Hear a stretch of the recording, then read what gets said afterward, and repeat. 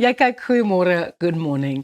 Grimeringstyle en neigings verander voortdurend, van die grunge en minimalistiese voorkoms van die 1990s tot die Y2K glow and glamour afwerkings van die vroeë 2000s en dan die swaar contouring en Instagram perfeksie van die 2010s. Vandag fokus grimering al hoe meer op welstand en 'n moeitelose voorkoms wat jou natuurlike skoonheid beklemtoon eerder as om dit weg te steek. Maar hoe pas jy hierdie neigings by jou alledaagse grimeringsroetine?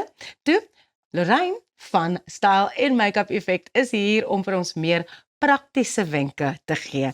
Welkom weer eens by Goeiemôre, good morning Lorraine. Baie dankie, Ross. Asof jy nie elke oggend hier is om ons so mooi te laat lyk nie. Lorraine, hoe kan die gewone mens die grimering neigings, veral in terme van die Instagram en daai sosiale media tendense by hulle eie voorkoms toepas? Ek sê altyd vir mense, pas op vir te veel na die trends te gaan. Jy moet nog steeds fokus op jouself en op jou eie features. Maar deesdae se modeneigings is baie meer natuurlik. So die mense, veral die jong mense, ek wil amper sê hulle embrace baie meer hulle eie features as wat hulle in die verlede gedoen het. In die verlede was dit baie meer ons wil cover en ons het vol onderlaag gedra en ons het partykeer 3 of 4 onderlaag gedra om te cover. Maar dit het baie meer wegbeweeg van daar af. So baie mense dra selfs net 'n BB cream vandag en 'n mascara en dan is hulle okay daarmee. Weet jy wat vir my eintlik so interessant is dat baie mense, en jy sien dit met 'n Get Ready With Me en daai tipe goed op sosiale media, veral op TikTok en Instagram, is dat mense die effortless beauty look doen. Maar dit vat so lank en dit is baie verskillende stappe waardeur mense moet werk om te lyk asof jy nou net wakker geword het met hierdie beautiful pink rosy glow, but it actually is a lot of work. Ja, so daai lekker baie werk vat baie prepping. Ja. En ek dink ook dit is belangrik om jou vel tipe te ken, om te weet watse produkte om te gebruik op jou vel. So daar is dit belangrik, soos as jy byvoorbeeld 'n droë vel het, sal jy eerder gaan met jou cream blush, waar as jy 'n meer olierige vel het, sal jy meer gaan met jou puer produkte. Ons sien ook met international make-up artists, hulle layer baie die produkte. So jy sal nie net 'n onderlaag aansit nie, jy sal eers 'n serum aansit en dan 'n vochcreme en dan 'n barrier cream en dan 'n primer en dan begin hulle eers met die onderlaag. Ja. En party van hulle sit 3 of 4 onderlaag aan, maar dit gee nog steeds 'n natuurlike vloei van jou grimering. So eintlik is dit die beginpunt is 'n goeie voorbereide vel om dan daai soft glow te kry. Ja, dit gaan alles oor die natuurlike look. Ja. En die meisies, die jong meisies wil daai meer natuurlike look hê. So hulle berei dan hulle vel beter voor Ja. en hulle slaap met maskers. En ek weet ons het En selfs die dogters Goedjies. en ons sien dat hulle al van jongs Ja. af en hulle sien dit op TikTok. Maar hulle begin al van jongs af met 'n velsorgroetine Ja. wat ook baie belangrik is. Maar hulle weet ook wat is die trends en hulle weet ook dit begin by velsorg. Ja. Wat is soft glam? Wat behels dit presies? Soft glam is 'n baie, soos jy sê, dit is baie grimering, maar dit lyk meer natuurlik.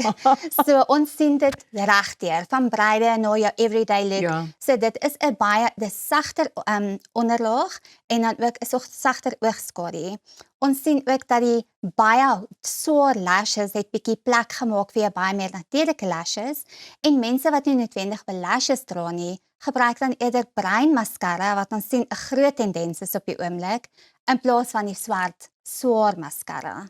So mense is ook mal oor daai sun-kissed, like golden brown skin look. Hoe kry mens dit sonder om oorboord te gaan?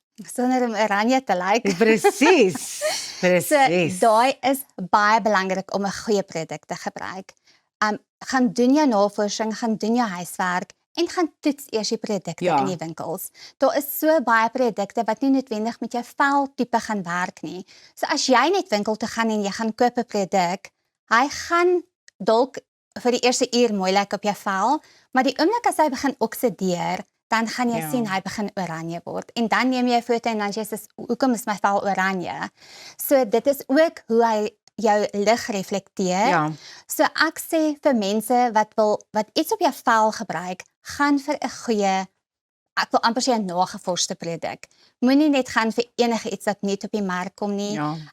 Gaan vir 'n goeie produk, want daai produkte gaan jou so lank hou in elk geval, dat jy kan maar net sowel belê in 'n ordentlike produk. Ja, en jy kan nie noodwendig 'n produk gebruik net omdat iemand anders dit gebruik het nie. Nee. O, Elsa het hierdie gebruik en dit het regtig goed vir haar gewerk, so nou gaan ek dit ook gebruik. Want dit is julle is aparte mense en het ons al miskien dalk dieselfde velskakering gehad.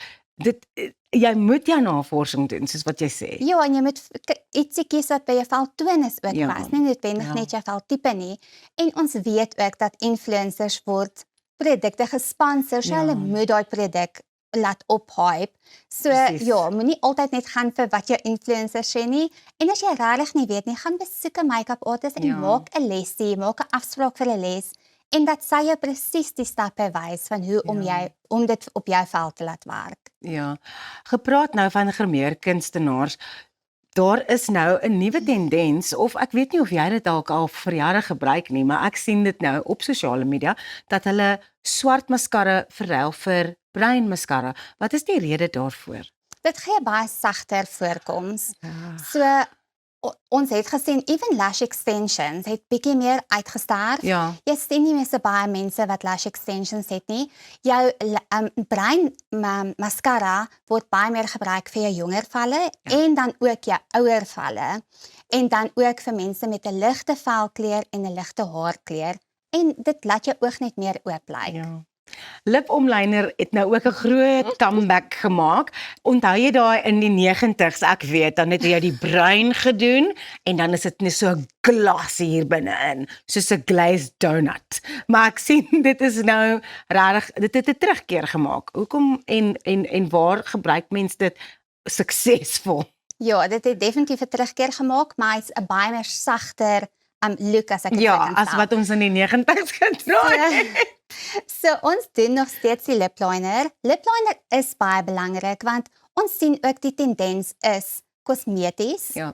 Mense gaan spuit hulle lippe, maar nie noodwendig almal wil lippe spuit om daai voller lip te kry nie. So dan gebruik ons 'n lip liner om te outline en jy doen basies jou lip liner buite op die buiterandjie van jou lippe om jy daai voller look te gee. Maar in plaas van die 90's se lipomliner wat net buite sit, blend ons hom meer in die lip in en dan sit ons nog steeds 'n glas op, maar hy gee meer van 'n voller look, maar hy's baie meer natuurlik. So ons het so 'n minuut oor 3 neigings of tendense wat mense regtig kan help om hulle voorkoms meer natuurlik te laat lyk met grimering. My gunsteling is soft glam en dan 'n cream blush. Ek love 'n cream blush want hy blend mooi in en hy lyk net mooi glowy op die vel. En dan die bruin mascara. Ek is regtig 'n fan van die bruin mascara. Ek love it. Baie dankie Lorraine, altyd so lekker om met jou te praat. En as jy 'n bietjie meer wenke wil kry of dalk wil kyk wat vir jou werk en wat nie werk nie, maak 'n afspraak. Style and Makeup Effect op Instagram en TikTok. Dit is Lorraine Olivier. Van alledaagse grimering tot die verhoog, bly ingeskakel. Amanda Strydom en Koenraad Raal gesels nou net met Pieter.